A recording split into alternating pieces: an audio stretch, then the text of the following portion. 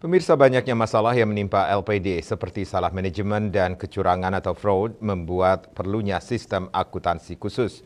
Hal ini pun disadari almarhum Profesor Wayan Ramanta.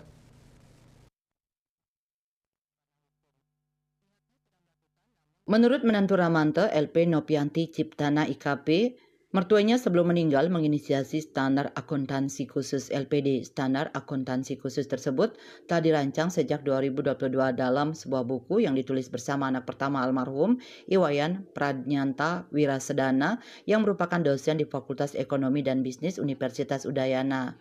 Nopianti yang ikut dalam penyusunan buku itu menuturkan, almarhum melihat LPD banyak mengalami masalah seperti kecurangan, salah manajemen, dan kebangkrutan. Selain itu, saat melakukan penelitian, survei, dan audit pada beberapa LPD di Bali, almarhum yang juga merupakan staf ahli Pemprov Bali untuk pembinaan LPD menemukan struktur pengendalian intern yang lemah, pencatatan akuntansi yang salah, dan kurangnya pemahaman SDM LPD. Perlunya perlakuan akuntansi khusus disebut Novianti karena LPD hanya ada di Bali. LPD juga sangat membantu perekonomian desa adat karena adanya pembagian laba. Selain itu, ada beberapa standar akuntansi yang berlaku, namun jika diterapkan ke LPD tidak sesuai karena adanya pembagian laba ke desa adat dan adanya unsur budaya dalam LPD.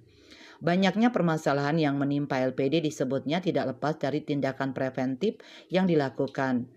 Salah satu tindakan preventif yang diperlukan adalah audit eksternal dari akuntan publik. Sementara LPD tidak pernah diaudit kantor akuntan publik eksternal karena telah memiliki LP-LPD. Selain itu, dalam Perda dan Pergub juga tidak ada poin yang mewajibkan LPD diaudit akuntan publik, sehingga LPD tidak terbiasa diaudit.